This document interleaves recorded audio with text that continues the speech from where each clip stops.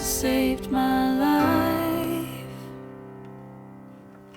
Tonight, Hi. that record saved my We have Jessica Mitchell here today. Jessica, thanks so much for doing this. Oh, you're welcome. So, we did a mason jar session about 7 months ago. Yeah, it was a long while back. Yeah. It was. Yeah. And you killed 2 songs. Oh, thank on that. you. Yeah. Grown Up Things, which was your first single. It was, yeah. Maybe- Radio was nice enough to play that on some stations, so. Well, that's what I was just about to say. Yeah. Maybe tell us how the feeling of that came about, when all of a sudden you heard your song, especially in your hometown of London, Yeah, Country 104 played it for the first time, and I was in Nashville in the middle of a writing session, actually, funny enough, and I got the email saying this is going to be on, and so we pulled up the stream and it made me cry and the usual stuff when you hear your song on the radio for the first time.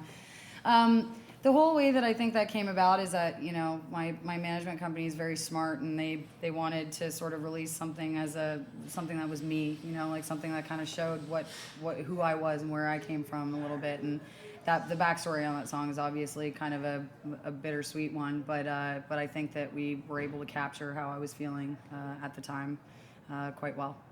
So how did the fans interact with it? Because Yeah. first song on the radio. Yeah, I think that I try not to pay too much attention to that stuff, just because I think that I'm not a traditional sort of modern country artist. But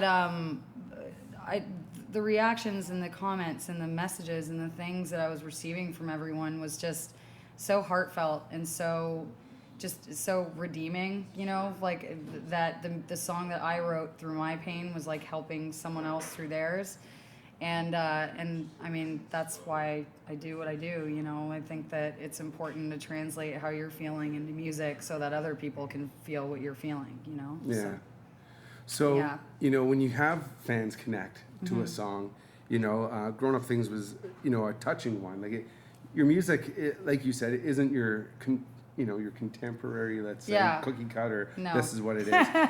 Well, it isn't. Cookie cutter. But that's the best way to be. In my personal opinion, as you know, I like songs that mean something rather than just, we're drinking on the back end of a truck. Yeah, and listen, there's a place for all of those, Yep. Like I think a lot of people kind of have this misconstrued idea that I don't like that music, and it's not that I don't like it, it's just not for me. It's not something that I want to do, but there is a place for it. It's very obvious when someone's selling out 50,000, seat stadiums, with that music. So, but yeah, at the end of the day, I mean, what are you going to do? I mean, it's to each their own in that situation, I think that people gravitate towards different kinds of music. And Sure. I'm lucky that people gravitate towards mine. But as we've watched, music just, kind of country music explode a little bit. Yeah. And evolve, too. Well, Yeah. you're talking about evolving. Rock music in the 70s, early Mm-hmm. 80s, it wasn't the Chuck Berry, the Elvis Presley rock and roll. It was the No. Doors, the Led Zeppelin, then disco started to come all my in. favorite bands. Yeah. But, that was really how rock, started to evolve as well. And then you got Yeah. into metal and then death metal and, Totally. So I kind of feel the country's done the same thing, that it's It gone absolutely into, has. Yeah. And so You got like rap country now, and you got like dance country, and there's like the good old stomping country, and then you have like the emotional stuff that I do, and you have sort of stuff that's right in the middle, and I think that it's an inspiring thing to see people taking the genre on, to themselves and creating something that they want to say versus just following what everybody else is doing, Totally. So let's talk about the EP. Mm-hmm. It dropped 3-4 weeks ago now. It did. April Fool's Day. Yeah. I will never forget that day ever. Surprise! It's here. No, it's not. Yes, it is. Surprise! No. So, how was that feeling building up? It's a great EP. Well worth Thank the you. $5.99 that you go in and you pay for it on iTunes or Google Play or wherever you buy great music. And I'm serious, go and pick it up. It's really good. Please go pick it up. No, I'm just kidding. But seriously, building up and getting to that point to finally get it released. Yeah. What was that like? Well, those 4 songs were recorded well over a year ago. Like, actually, kind of more 2 years ago. I feel like it was a really long time ago that we that we actually recorded those with Dave Brainerd, who's a brilliant producer who basically invented my sound. I'm convinced that that's how I want everything to sound now. You know what I mean? But they're all sort of older songs, but they all still resonate with me. Like each one of them, it can still relate to any moment in my current life versus, you know, it being 2 years ago, 3 years ago that those songs were written.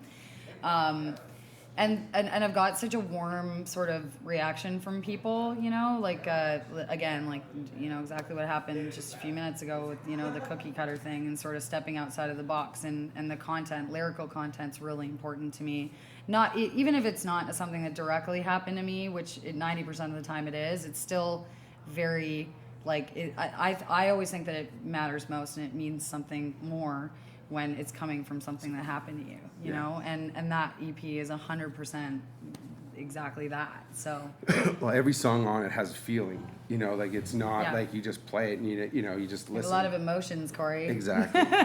as you know. I know. Yeah. But so, you know, putting that EP together, getting it out, getting it in front of people, now getting out to be able to play it. Mm-hmm. You know, you did follow up with 4 really neat videos. We did, yeah. I believe you shot down in Nashville. We did, yeah, because the album came out when I was in Nashville. Like, it was something that happened very quickly too. It was just like I got a phone call over at RGK, and they were like, "Hey, your album's coming out on April 1st." I was like, "Okay, but I'm not there." And they're like, "That doesn't matter. Let's just put it out. You know, it's gonna be great. Let's shoot these really great acoustic videos that were done by a good friend of mine, Ryan Nolan, who was also in town." Ryan, sorry, Yeah. awesome job, Ryan, awesome job. Yeah, so it was all his idea, like all of those cool concepts, like those, he listened to the music, and then kind of coincided, you know, the idea with the feeling of each song, and they were captured so brilliantly, like, and they're so lo-fi and like low budget, which is what I love about it. It's so gritty and raw. But, so I mean, you know, my Mason Jar sessions they're kind of the same way, and I just have to say them. he took it to the next level in that sense, and I really the record store one. Yeah, that record saved my life. We did that in a record store. That was like a dream of mine. Like to see that and how it, like you said, the song and the venue and it just, he really did a good job. Yeah, and really, Fauna Lux, it was done at Fauna Lux, record store in Nashville, and it's like a legendary record store too. And we basically went and like knocked on the door during the day, and we were like, "Can we like give you some money and let us just film this quickly?" And they were totally cool about it and just let us walk in there and holding up all the records to my face that were important to me growing up, and it was a really cool moment. Wow. I really want to do more things like that. Well, I think with social media today, I mean, you can blast those types of things and be out there and create really great content. And as you know, like you said, it was really low budget, and it was, you know, it wasn't like you were putting, you know, hundreds of thousands of dollars into something, a video, you know, but it actually has feeling, and I thought you guys did a great job. Thanks. Yeah, I'm really, I have such an incredible team around me, and I cannot stress that enough. Like, it's something that I'm really proud of, is to have the people that surround me and the people that work equally as hard as I do to make sure that things get off the ground.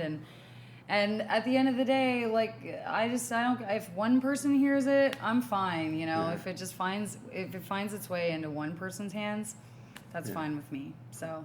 Well, thanks so much for doing this. Thank you for having me. Thank you, Soundcheck Entertainment. Don't miss Jessica all over the planet this summer. She's going to be at lots of festivals, and make sure you check her out. Tonight, that record saved my life. Tonight.